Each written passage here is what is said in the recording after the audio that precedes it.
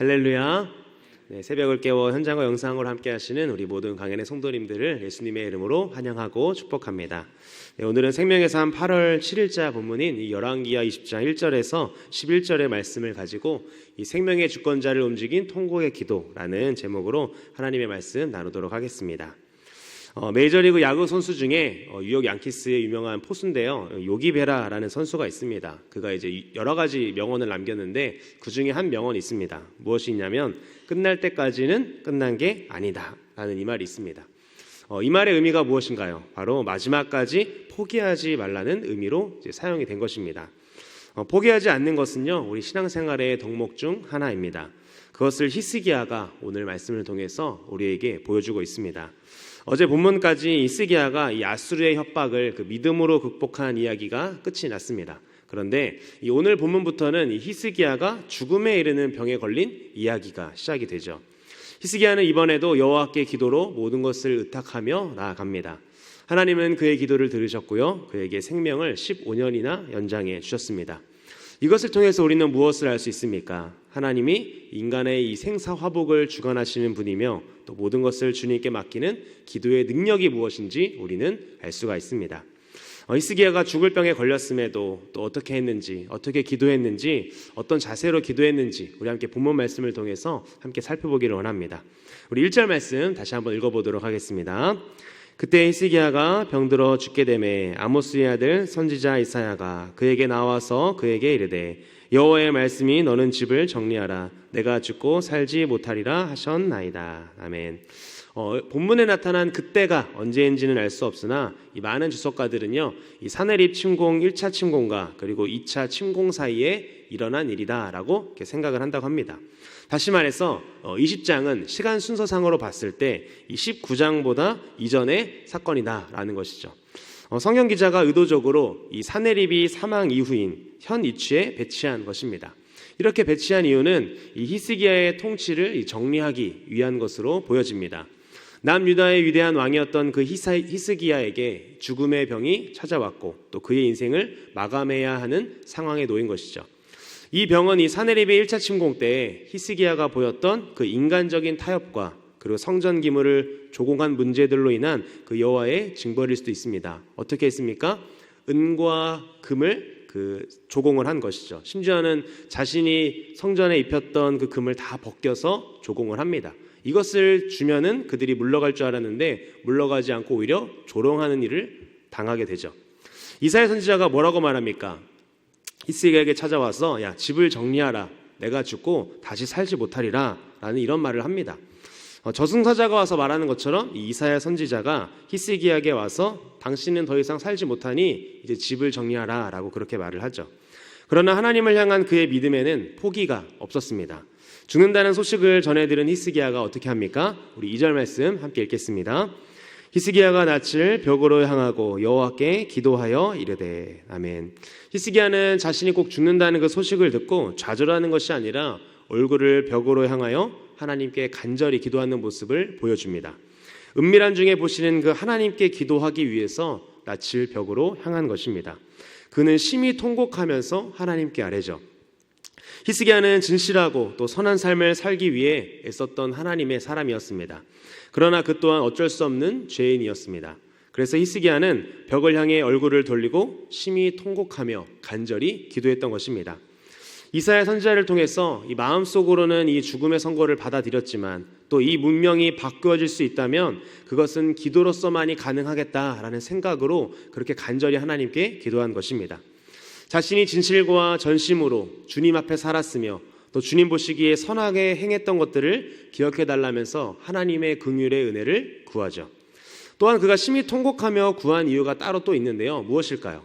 현재 지금 남유다는 이 아수르의 공격을 받고 있는 상황인데 한 나라의 그 왕이 죽으면 백성들과 그 나라가 당할 고통을 이 히스기야가 알기에 그 운명을 또한 슬퍼하였기 때문에 또 자신의 왕위를 계승할 아들이 없음을 그가 알았기 때문에 슬피 통곡했던 것입니다.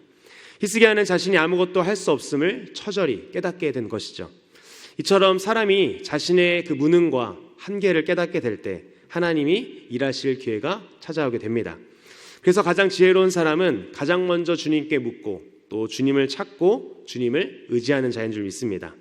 하나님 앞에 이 진실과 전심으로 살아갔던 그 히스기야의 삶이 위기의 때에 기도의 원동력이 되어서 하나님을 찾게 된 것입니다. 저와 여러분이 이 하나님 앞에 진실과 전심으로 살기를 간절히 소망합니다. 그리하여 위기의 때에 하나님 앞에 가장 먼저 엎드리고 또 하나님께 가장 먼저 묻고 또 하나님의 지혜를 구하며 하나님의 은혜를 구하는 지혜로운 그런 하나님의 사람 되기를 간절히 소망합니다. 평온한 일상의 삶에서부터 우리는 이 거룩함의 영성을 쌓아 위기 가운데 담대하고 용기 있는 그런 기도의 힘이 나타나는 저와 여러분 되기를 간절히 소망합니다. 히스기야가 간절히 기도하니 어떤 일이 벌어졌을까요? 이사야가 이 궁전뜰을 벗어나기도 전에 하나님께서 이사야에게 응답을 하십니다. 우리 5절 말씀 함께 읽어보겠습니다. 너는 돌아가서 내 백성의 주권자 히스기야에게 이르기를 왕의 조상 다윗의 하나님 여호와의 말씀이 내가 내 기도를 들었고 내 눈물을 보았노라. 내가 너를 낫게 하리니 내가 3일 만에 여호와의 성전에 올라가겠고. 아멘. 하나님께서 이사야에게 뭐라고 말씀하십니까? 히스기야의 기도를 들었고 그의 병을 고쳐서 3일 만에 다시 성전에서 예배드릴 수 있게 하겠다라고 그렇게 말씀을 하십니다. 그리고 15년이나 생명을 연장해 주겠다라고 말씀을 하시죠. 또한 그리고 이 성을 아수르의 손에서 구원하시겠다라는 약속도 있습니다. 이에 이사야가 이 무화과 반죽을 가져오라고 시켜서 히스기야의 상처에 바르니 히스기야의 병이 나았습니다. 당시 고대 근동에서는 이 무화과 반죽은 종기나 이 궤양의 치료약이었다라고 합니다. 진심이 담긴 기도에 하나님께서 이 히스기야가 성전을 떠나기도 전에 신속하게 응답을 해주신 것이죠. 이것을 통해서 알 수 있는 것은 하나님께서는 바른 기도에 대해서는 신속하게 그리고 구체적으로 풍성하게 응답해 주시는 하나님임을 우리는 알 수가 있습니다. 언제라도 이 땅을 떠날 준비를 해야 마땅한 우리는요, 주님의 자비와 은혜로 삶을 연장받은 히스기야와 같습니다. 그러기에 히스기야처럼 우리도 기도하며 하나님께 의뢰해야 함이 마땅한 것이죠. 우리가 살아가는 이 순간 하는 이 호흡도요, 어떤 호흡도 당연한 것은 없다라는 것입니다. 하나님은 그 지도자의 역할을 성실히 수행하고 진심과 눈물로 기도하는 그 히스기야를 긍휼히 여기셔서 그에게 15년이라는 생명을 연장해 주셨고 또 그에게는 그 15년이라는 연장 가운데 므낫세라는 아들을 허락해 주셨습니다. 하나님께서 생명의 주관자이셨기 때문에 가능한 일이었죠. 이어서 8절 말씀 함께 보겠습니다. 히스기야가 이사야에게 이르되 여호와께서 나를 낫게 하시고 3일 만에 여호와의 성전에 올라가게 하실 무슨 징표가 있나이까 하니. 은혜를 입어 이 병이 난 히스기야는요, 이 생명 연장의 징표를 구하게 됩니다. 선지자 이사야는 그의 요청을 그대로 수용합니다.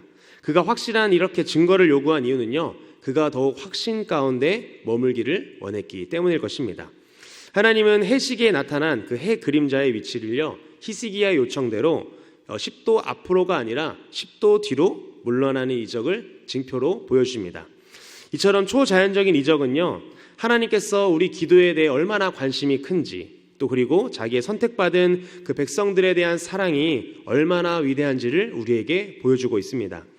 히스기야 왕은 포기할 줄 모르는 기도의 사람이었습니다.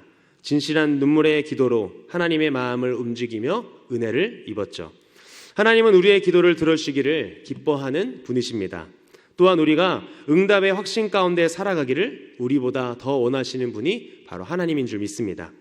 내가 믿고 사랑하는 그 하나님께서 이런 하나님이심을 기억하며 오늘 하루 기도를 통해 주님과 친밀히 교제하며 또 우리의 모든 아픔과 마음들 그리고 우리의 모든 기도 제목들을 주님께 아뢰는 저와 여러분 되기를 간절히 소망합니다.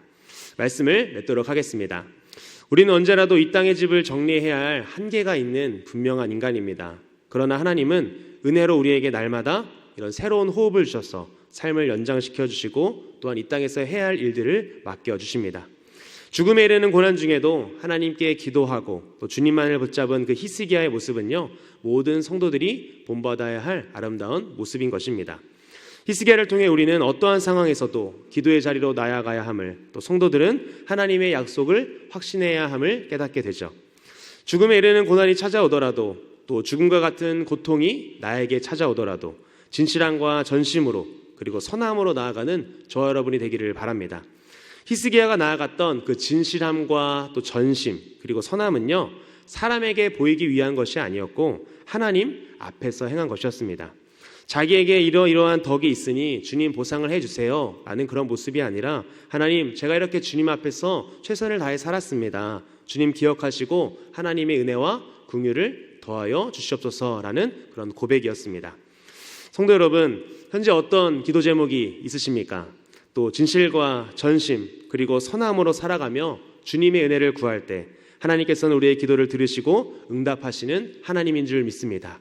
이런 하나님의 은혜를 기억하며 오늘 하루도 이렇게 기도의 자리에서 주님과 친밀히 기도하는 저와 여러분 되기를 간절히 소망합니다.